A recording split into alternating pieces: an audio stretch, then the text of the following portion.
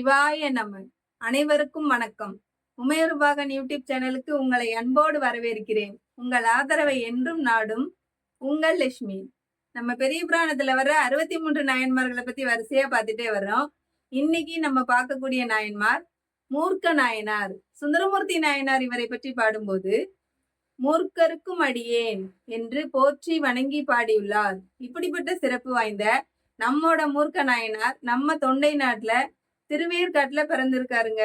பெரிய செல்வந்தரா இருந்திருக்காரு. பெரிய செல்வந்தரா இருந்தாலும் சரி, அவர் திருநீற்றின் மெய்ப்பொருளை உணர்ந்தவரு. நம்ம சிவனடியாரா இருந்திருக்காருங்க. பெரிய சிவனடியாரா இருந்திருக்காரு. எந்த சிவனடியார்களை பார்த்தாலும் சரி, அவங்கள வாழ்த்தி வணங்கி வரவேற்று அவங்களெல்லாம் வீட்டுக்கு அழைச்சிட்டு அவங்களுக்கு சாப்பாடு போடுவாராம்.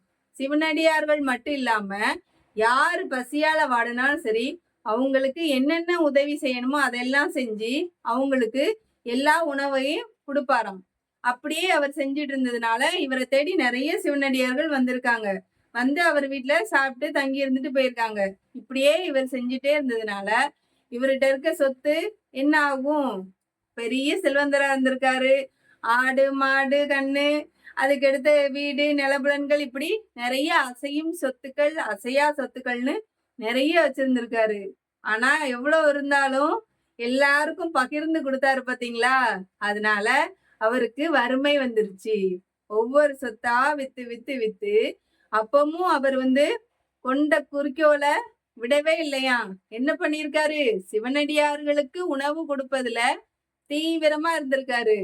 இவருக்கு மூர்க்க நாயனார் அப்படிங்கிறது இவருடைய இயற்பெயர் கிடையாது. இவர் பிடிவாதமா, அதாவது கொண்ட குறிக்கோள்ல பிடிவாதமா சிவனடியார்களுக்கு உணவு கொடுத்துட்டு தான் நான் உணவு சாப்பிடுவேன் அப்படிங்கிற குறிக்கோள்ல தீவிரமா இருந்தாரு பாத்தீங்களா? அதனால மூர்க்க நாயனாரா இருக்காரு. அதுக்கு அடுத்து அவர் என்ன பண்ணாருன்னு பாத்தீங்கன்னா, எந்த சொத்தும் இல்லை அவர்கிட்ட விற்கிறதுக்கு. எல்லாத்தையும் வித்து வித்து வித்து சிவனடியார்களுக்கே உணவு வழங்கிட்டாரு. இதுக்கு மேல என்ன செய்வாரு? நம்மனா என்ன செய்வோம்? முதல்ல சொத்தை வித்து யார் கொடுக்க, அது வேற விஷயம்.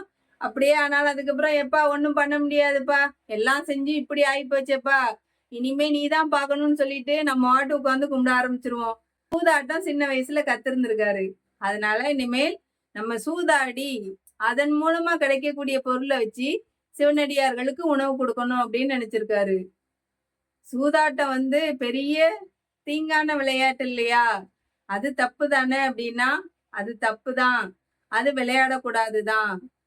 மூர்க்க நாயனார் சூதாடினார, அப்ப நம்மளும் சூதாடலாமா அப்படின்னு யாரும் கேட்காதீங்க. ஏன் அப்படின்னா, நம்ம இப்போ பாக்கெட்ல ஒரு 5000 ரூபாய் வச்சிருக்கோம் அப்படின்னு வச்சுக்கோங்களேன். பையில வச்சிருக்கோம். நம்ம ஒரு கோயிலுக்கு போறோம். அங்க கோயில்ல அன்னதானம் பண்ணணும், நீங்க ஏதாவது கொடுங்க அப்படின்னு கேட்டா நம்ம என்ன செய்வோம்? 5000 பணத்துல இருந்து அதிகபட்சம் பாத்தீங்கன்னா 500 இல்லைன்னா ஒரு 1000 ரூபாய் கொடுப்போம். அப்படிதானே? ஆனா மூர்க்க நாயனார் என்ன பண்ணியிருக்காரு? கையில இருந்ததையும் கொடுத்திருக்காரு, வீடு நிலபுலன்களையும் வித்தும் கொடுத்திருக்காரு, மாடு கண்ணையும் வித்து கொடுத்திருக்காரு. எல்லா சொத்துக்களையும், பெரிய செல்வந்தரா இருந்தாலும் எல்லா சொத்துக்களையும் இழந்தாலும் அவர் அதை பத்தி கவலைப்பட்டாரா? துளி கூட கவலைப்படல. நம்மனா என்ன செய்வோம்? எவ்வளவு கவலைப்படுவோம்? அவரு கொஞ்சம் கூட கவலைப்படவே இல்லையா. சிவனடியார்களுக்கு செய்யறது என்னுடைய உயர்ந்த குறிக்கோளா இருக்கு, நான் அதை செஞ்சுதான் ஆவேன் அப்படின்னு சொல்லிட்டு அதுக்கு எந்த விதமான பிரதிபலனுமே எதிர்பார்க்காம சிவனடியார்களுக்கு உணவு கொடுக்கணும் உணவு கொடுக்கணும் உணவு கொடுக்கணும், அதுக்கப்புறம் தான் நம்ம சாப்பிடணும் அப்படிங்கிற எண்ணத்துல தீவிரமா இருந்திருக்காரு. அதனால அவரு சூதாடி அந்த சூதாட்டத்துல வந்த பொருளையும் வச்சு என்ன பண்ணுவார் தெரியுமா? அத தன்னோட கைனால கூட தொடவே மாட்டாராம். பணியால கூட்டிட்டு வந்திருப்பாராம். வந்தவங்களை விட்டுட்டு இந்த பொருளெல்லாம் எடுத்துட்டு வீட்டுக்கு போங்கப்பா, வீட்டுல போய் சிவனடியார்களுக்கு உணவு தயார் பண்ணுங்க அப்படின்னு சொல்லுவாராம். இப்படியே திருவேற்காட்டுல சூதாடி சூதாடி அங்க சூதாட்டம் பண்றதுக்கு ஆள் இல்லாம போயிருக்கு. அதுக்கப்புறமா அவர் என்ன பண்ணிருக்காரு தெரியுமா? அங்க இருந்து நேர கும்பகோணத்துக்கு வந்துட்டாரு. கும்பகோணத்திலேயே தங்கி இருந்து அங்க இருக்கவங்களோட சேர்ந்து சூதாடி இருக்காரு.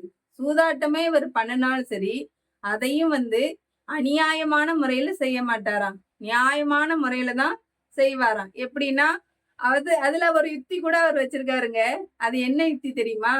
அதாவது முதல் ரவுண்ட் இருக்கு பாத்தீங்களா? அந்த முதல் ரவுண்ட்ல சூதாடும் போது ஒரு இப்போ 50 பொன் வைக்கிறாங்க அப்படின்னா அதுல வந்து தோக்குற மாதிரி செஞ்சிருவாராம். அவர் தோத்துருவாராம். அப்போ எதிராப்புல இருக்கவங்க ஜெயிச்சிருவாங்க இல்லையா? உடனே ஆஹா இவன் தோத்து தோத்து போவான் போலன்ட்டு நிறைய நிறைய வச்சு விளையாடும் போது இவர் அதிகமா எல்லாம் வரும்போது ஜெயிச்சிருவாராம். அப்படி ஜெயிச்சு அந்த பொருளை என்ன பண்ணாரு? அவர் வீட்டுக்கு எடுத்துட்டு போனாரா? சுயநலமா பண்ணாரா? அத அவரு தொடக்கூடல்ல. அவர் என்ன பண்ணாரு? அவருடைய பணியாள்களை வர சொல்லி அதெல்லாம் எடுத்துட்டு போக சொல்லுவாராம். எடுத்துட்டு போக சொல்லி அங்க போய் வீட்டுல போய் அந்த சிவனடியார்களுக்கு உணவு சமைங்க, அவங்களுக்கு உணவு கொடுக்கணும்னு சொல்லிடுவாராம். இந்த சூதாட்டம் ஆடும்போதும் அவர் வந்து நியாயமான முறையில இருக்காருன்னு சொன்னேன் இல்லையா? எப்படின்னா அநியாயத்துக்கு யாராவது இதை வச்சுட்டு அதை வச்சுட்டு அப்படிலாம் இல்லப்பா அப்படின்னு பொய் சொன்னாங்க அப்படியே வச்சுக்கோங்களேன். என்ன பண்ணுவாரு தெரியுமா? அவர் கையில ஒரு வாள் வச்சிருப்பாராம். அதை எடுத்து என்ன அப்படின்னு கேட்பாராம்.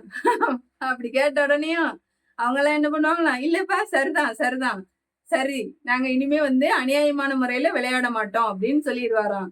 அந்த அளவுக்கு அவர் வந்து சூதாட்டத்திலையும் நியாயமா இருந்திருக்காரு.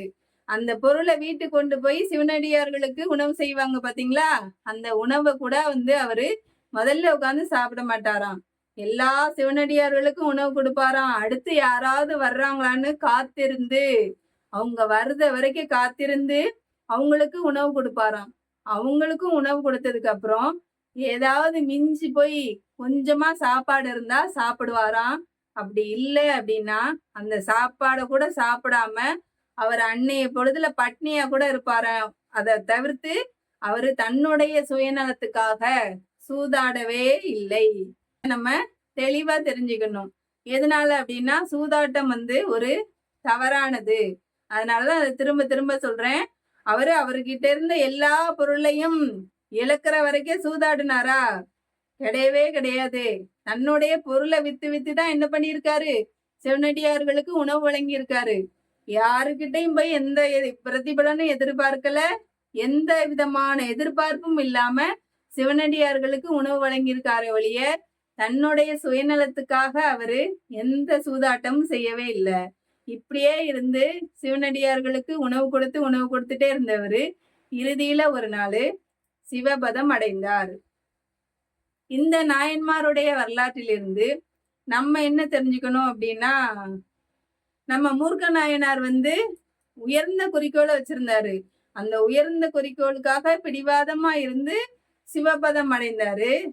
நம்ம என்ன அப்படின்னா இன்னைக்கு நம்மளோட குழந்தைங்க வந்து இப்போ உள்ள நிறைய குழந்தைகளை நான் சொல்றேனே என்ன நினைக்கிறாங்கன்னா எந்த ஒரு விஷயத்திலயும் வந்து பிடிவாதமா இருக்காங்க. அப்படி அவங்க பிடிவாதமா இருக்கும்போது சில பெத்தவங்களும் என்ன சொல்றாங்க அப்படின்னா என் குழந்தையா அவன் பிடிவாதமா தான் இருப்பா, அவன் பிடிவாதமா தான் இருப்பான் அப்படின்னு அதை ஒரு பெருமையா சொல்றாங்க. தயவு செஞ்சு அப்படி சொல்லாதீங்க. ஏன் அப்படின்னா குழந்தைங்க நல்ல விஷயத்துக்காக கூட பிடிவாதமா இருந்தாலும் இந்த பிடிவாதம் தவறு அப்படின்னு சொல்லி புரிய வைங்க. எதுக்காக சொல்றேன் அப்படின்னா அது நல்ல விஷயமா தான் இருக்கும். ஆனா அந்த நல்ல விஷயத்துக்கு முடிவு வந்து நேர்மறையான முடிவு பிள்ளைங்களுக்கு கிடைக்கணும் இல்லையா? முடிவு எதிர்மறையா இருந்தா என்ன ஆகும் பிள்ளைங்க? அதனால நல்ல விஷயத்துக்காகவோ எந்த ஒரு விஷயத்துக்காகவோ சரி குழந்தைங்க பிடிவாதமா இருந்தாங்கன்னா அந்த பிடிவாதத்தை குறைக்கணும் அப்படின்னு சொல்லி நம்ம கேட்டுக்கணும். அடுத்தது நம்மள்டையும் பிடிவாதம் இருந்தது அப்படின்னா அந்த குணத்தையும் கட்டாயம் குறைக்க வேண்டும் என்று கூறி இன்றைய நாயன்மாரான மூர்க்க நாயனாரை வணங்கி இந்த உரையை முடித்துக் கொள்கிறேன். அடுத்த வீடியோல நம்ம பார்க்கக்கூடிய நாயன்மார் சுயநலத்துக்காக இல்லாம பொது நலத்துக்காகவே யாகங்கள்லாம் செஞ்சாராம். அதன் மூலமாவே சிவகதி அடைஞ்சாராம். அப்படிப்பட்ட நாயன்மார் யாருங்க? அவர்தான் நம்மோட சோமாசி மாற நாயனார். அவரை பற்றி அடுத்த வீடியோவில் பார்க்கலாம். நன்றி, வணக்கம்.